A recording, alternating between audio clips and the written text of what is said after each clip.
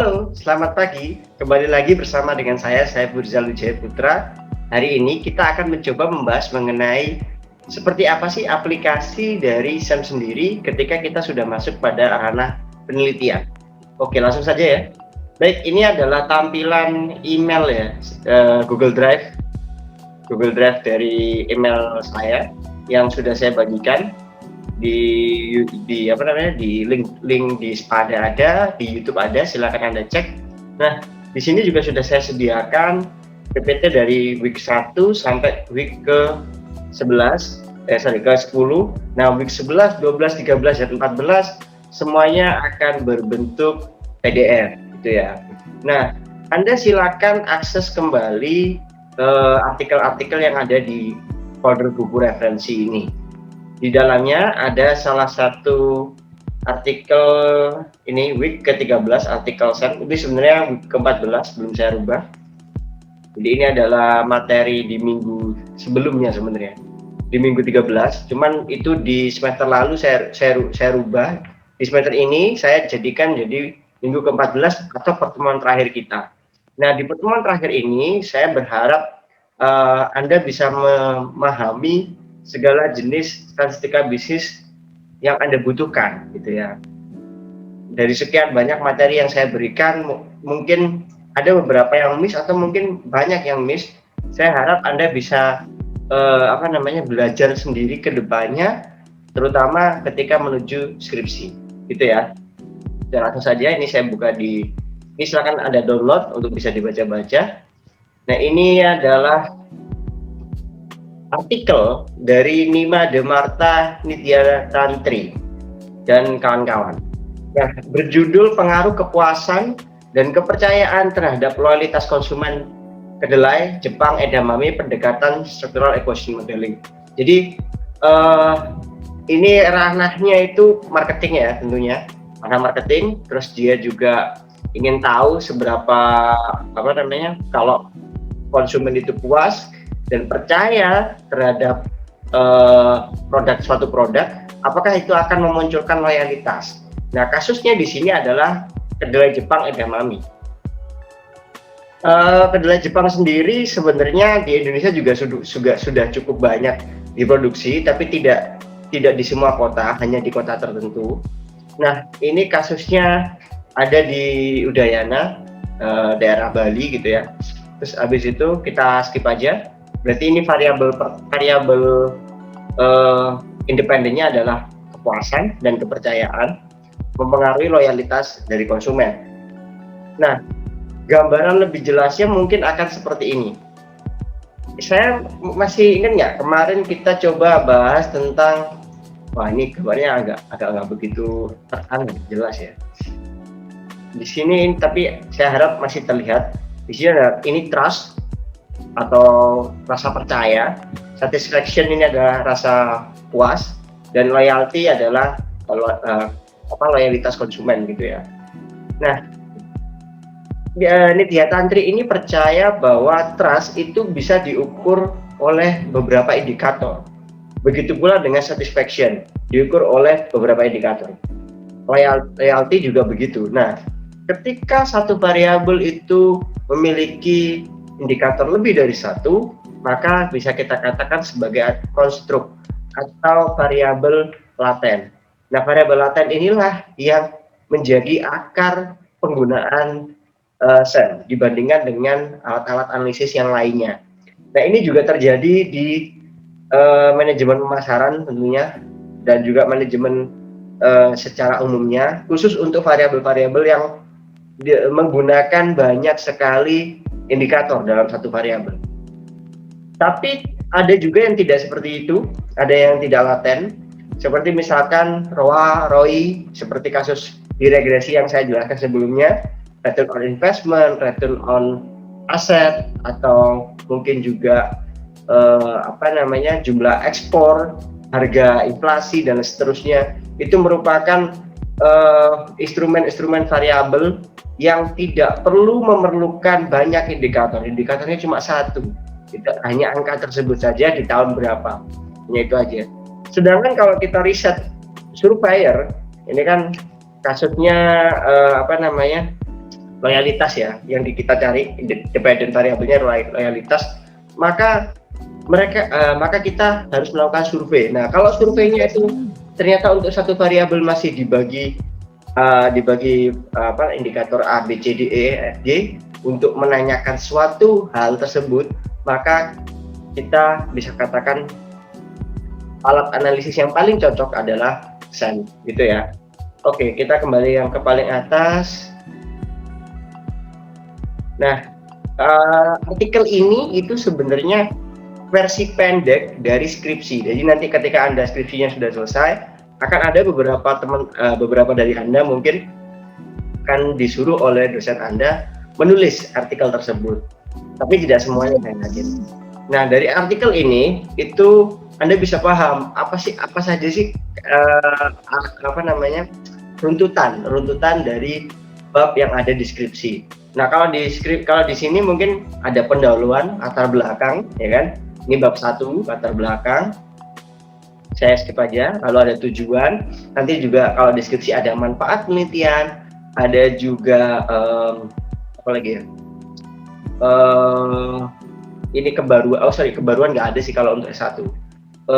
Kebaruan itu untuk S3. Oke. Setelah tujuan, rumusan masalah, tentunya rumusan masalahnya sebelumnya sudah, tujuan, habis itu manfaat penelitian.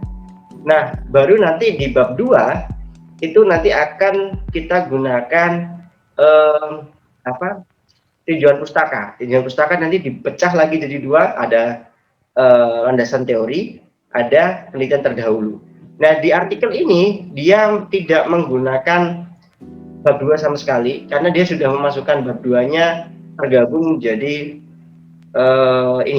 masuk ke latar belakang. Tapi dia pada dasarnya tidak fokus ke sana, dia hanya fokus kepada metodologi. Nah, balik lagi kalau deskripsi setelah bab 2 selesai ya, bab 2-nya tadi tujuan pustaka, masuk ke bab 3. Nah, di bab 3 inilah yang akan berbeda isinya atau subbabnya dan beserta yang lain sebagainya, tergantung dari kira-kira Anda menggunakan alat analisis apa gitu ya. Nah, kalau alat analisis SEM, yang pertama adalah metode penelitian, kita jelaskan lokasi dan waktu penelitiannya itu kapan. Terus habis itu ini terkait dengan sampel ya, populasi dan sampelnya juga. Terus habis itu metode pengumpulan data populasi. Lalu ini metodenya. Dia hanya sedikit ya di sini. Dia hanya menjelaskan metode pengumpulan datanya itu karena menggunakan SEM, dia gunakan sampel dari 100 sampai 200 orang. 100 orang sampai 200 orang atau besaran sampel minimum dikalikan 5 sampai 10. Ini menurut Sugiono. Nah, setelah dilakukan ternyata responden doublet ini menggunakan 120 konsumen yang mengkonsumsi kedelai Jepang edamame yang berdomisili di Bali. Nah, sebenarnya ada berbagai jenis cara menggunakan sampel gitu ya. Ini saya tidak akan menjelaskan sampel lebih panjang, tapi kalau SEM itu memang biasanya kita memberikan jumlah sampel itu lebih dari 100. Minimum tuh 100, nggak boleh kurang dari itu. Karena kalau kurang dari itu, datanya bisa saja tidak normal atau dia multicol, ya kan, kayak gitu-gitu.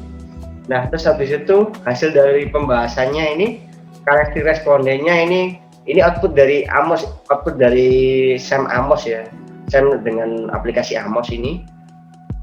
Kita tahu bahwa karakteristik umur responden edamame ya, konsumen edamame ini dibagi jadi 4, yaitu lebih dari 15 tahun, 16 sampai 25 tahun, 26 sampai 55 tahun, dan lebih dari 55 tahun.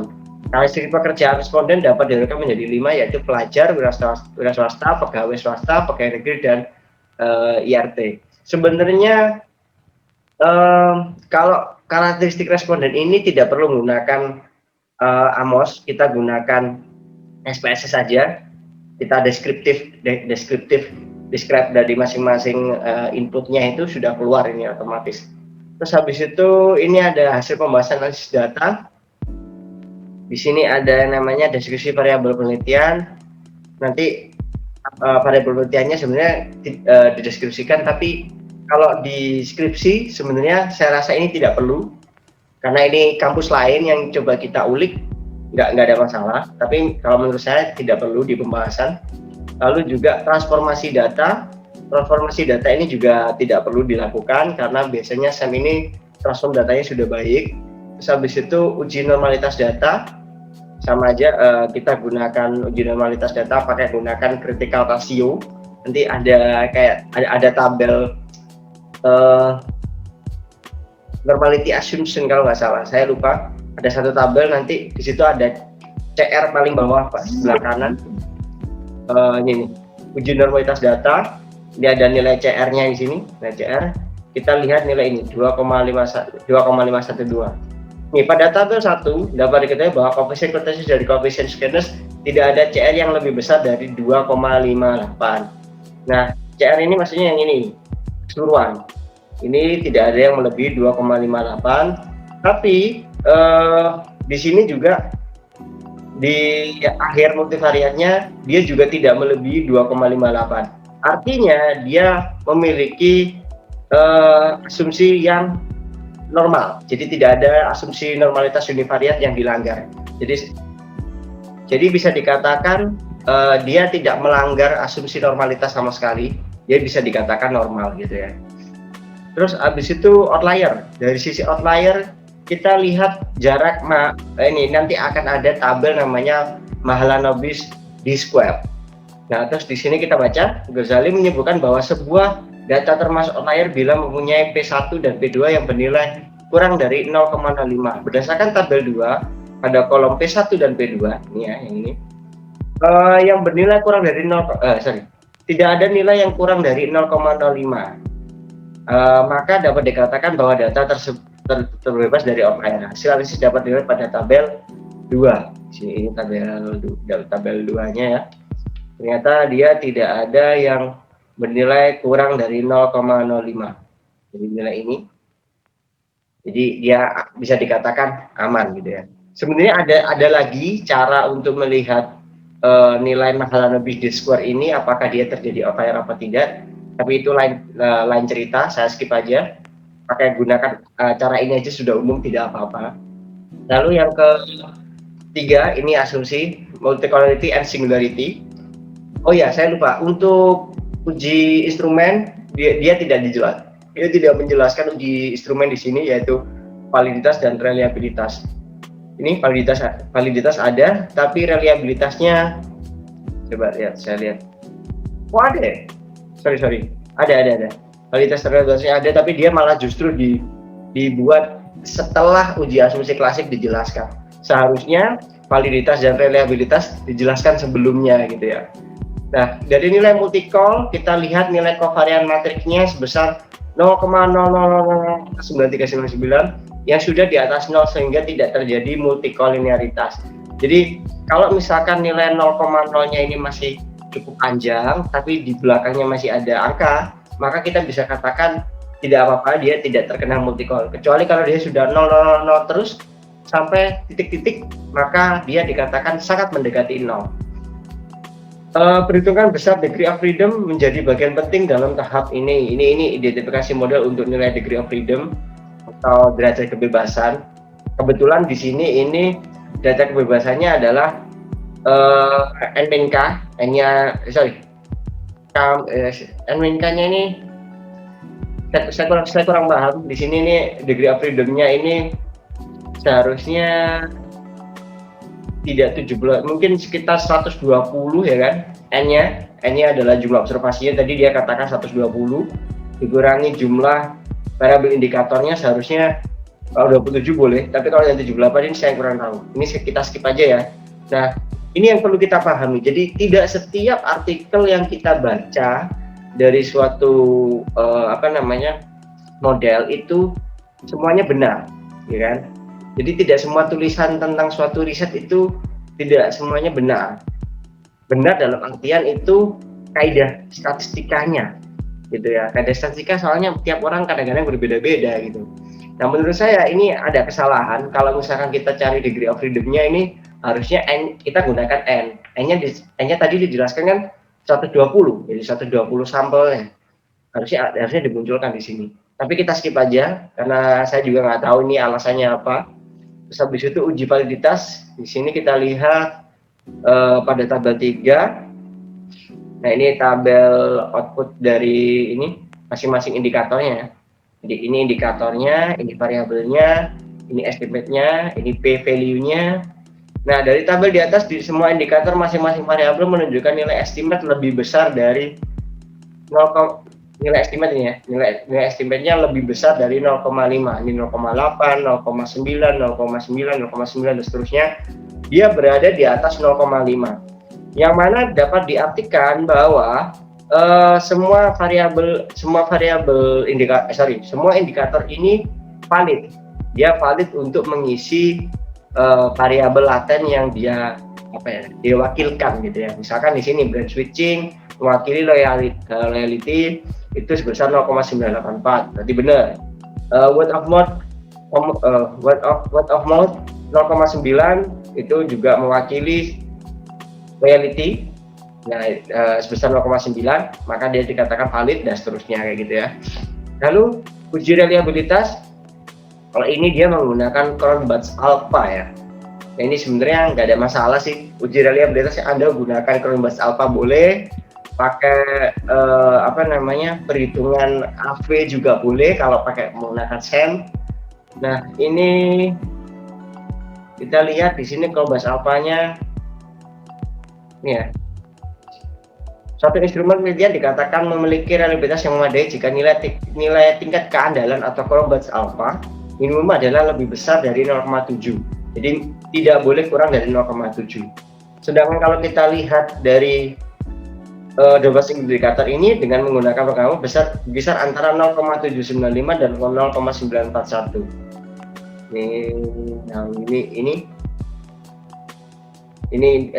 Sorry. Di corrected item total correlation sama Cronbach's Alpha if item deleted. Nah, di sini tidak ada angka yang kurang dari 0,7. Artinya dia bisa dikatakan reliable. Jadi model yang dia bangun ini reliable. Oke, dia sudah valid, reliable, uji asumsi klasiknya lolos, normalitas lolos, multiple lolos, dari outlier juga lolos. Maka kita lanjutkan masuk ke dalam uji fit. Nah, uji fit ini yang agak berbeda ya. Kalau berdasarkan bukunya Imam Ghazali itu uji fit itu ada 16. Tapi di artikel ini dia hanya akan mengambil 1, 2, 3, 4, 5, 6, 7, 8. Ada 8 aja sih dia ngambilnya. Sebenarnya tidak ada masalah kalau dia mau ngambil hanya sekedar 8. Tapi kurang dari 8 sangat tidak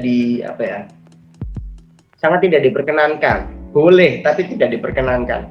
Kenapa? Karena ibaratnya itu gini. Ketika Anda beli baju, otomatis Anda akan memilih suatu kriteria untuk diri Anda sendiri. Misal nih, yang cowok-cowok, kalau beli kaos, saya pengennya kaos itu warnanya yang gelap. Saya pengennya kalau misalkan ada tulisannya tuh yang warnanya itu bukan warna ya, jenis font tulisannya itu yang tegas gitu, menunjukkan kalau ada sisi masculinity dari cowok. Nah, berbeda juga dengan cewek juga demikian, dia punya sisi-sisi dimana kalau saya beli bajunya harus girly, bajunya harus dipakai itu kelihatan cantik, kelihatan ini. Nah, itu merupakan syarat-syarat yang mana Anda keluarkan atau Anda buat sendiri untuk baju tersebut dikatakan cocok untuk Anda. Nah, sama juga kalau kita mengatakan uji goodness of fit. Uji goodness of fit itu kalau misalkan kita memilih gitu ya, kita lihat ada berbagai syarat yang berbeda-beda. Jadi goodness of fit itu kayak uji kelayakan. Nah, dari sekian banyak syarat yang Anda berikan atau kelayakan tersebut, itu kalau semakin sedikit maka semakin tidak bagus di mata peneliti lain gitu ya, atau mungkin di mata masyarakat secara awam, karena Anda memberikan syarat yang cukup sedikit terhadap suatu hal yang strict di masyarakat. Misalkan ini di sini ada chi-square, ada juga significant probability, ada C-min per df, GFI, AGFI, TLI, CFI, Ramsea. Nah, masing-masing ini memiliki cut-off value atau nilai batas bawahnya, atau nilai minimum yang harus dicapai, bukan nilai batas bawah, nilai cut off atau nilai minimum yang harus bisa dicapai. Nah, kita lihat misalkan di sini. Kalau ini chi-square-nya diharapkan nilai lebih kecil, ini adalah lanjutannya sebenarnya. Diharapkan nilai lebih kecil daripada nilai chi-square tabel. Jadi nanti kita bandingkan antara ini chi-square hitung, chi-square tabelnya bagaimana kita bandingkan. Kalau misalkan nilai chi-square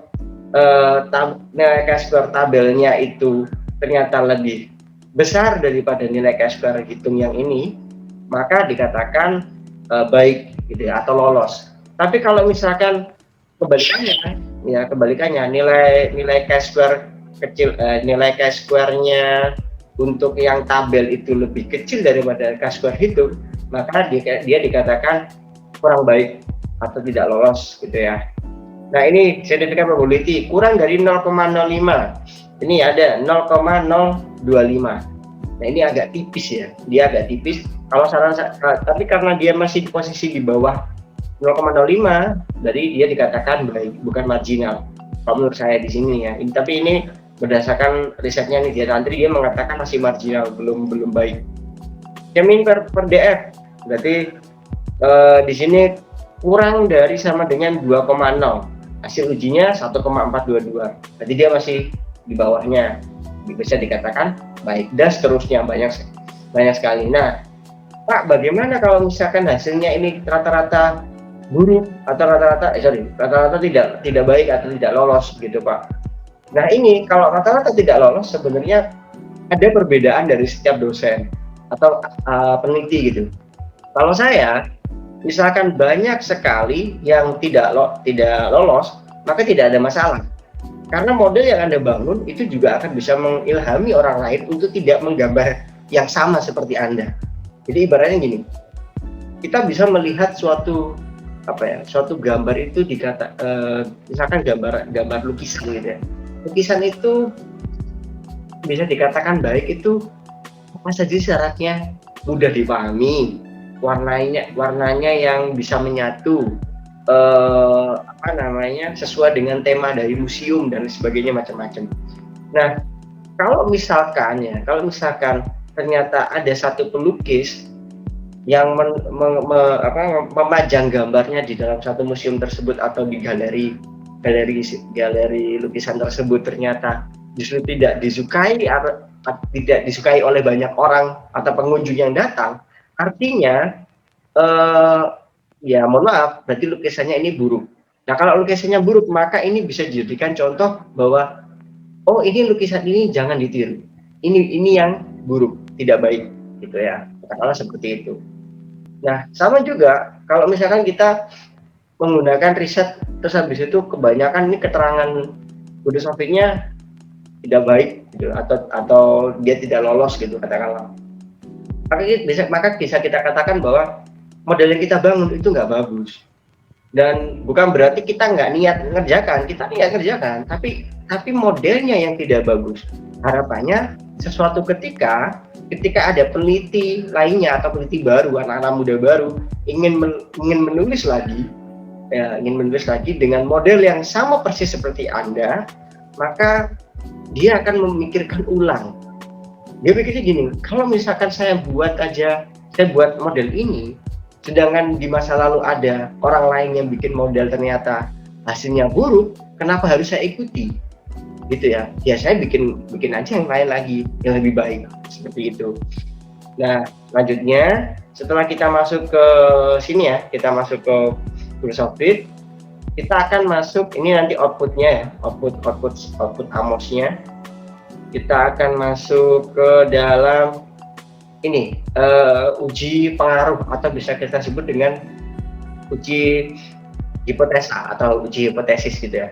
Nah, di uji hipotesis ini kita lihat nih standardized. Ingat, yang kita ambil adalah standardized regression weight antara variabel satisfaction dengan variabel loyalty sebesar 0,291 dengan probabilitas 0,038 atau lebih kecil dari 0,05. Artinya ini Kalau probabilitasnya ini kurang dari 0,05 atau 5%, maka artinya apa namanya, dia berpengaruh secara signifikan terhadap berpengaruh signifikan. Kalau dia lebih dari 5%, maka dia bisa dikatakan tidak signifikan, gitu ya. Nah, bagaimana cara ngelihatnya si ini, apa namanya, 0,038 ini? Ini kita bisa lihat dari, sorry, oh di sini nggak ada ya. Maksudnya, oh ini ada p value. Jadi nanti akan ada tabel. Ini kita lihat nilai p value-nya 0,038 dan 0,0000. Kalau dia tidak lebih dari 5%, maka dia dikatakan signifikan. Artinya ada dua hipotesa yang di sini ya. Tadi Nidya Tantri mengatakan kalau orang puas maka dia akan loyal. Kalau orang percaya terhadap suatu produk, maka dia akan loyal terhadap produk tersebut. Nah, kita lihat nih nilai P value-nya dulu.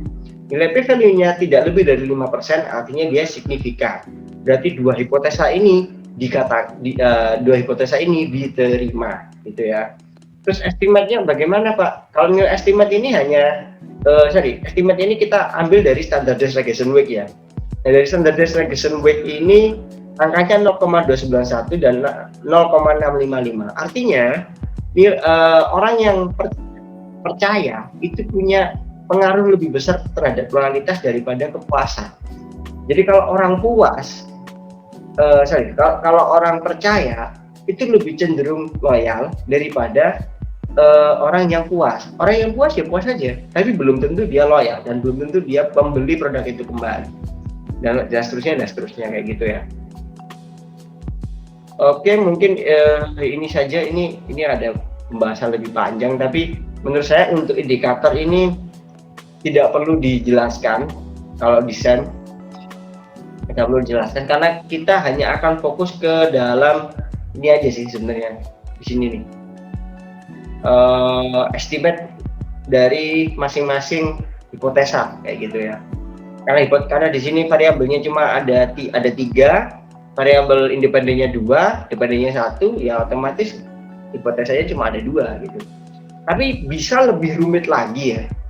Bisa lebih rumit lagi kalau misalkan variabelnya jadi lebih banyak gitu ya. Bisa macam-macam gitu ya.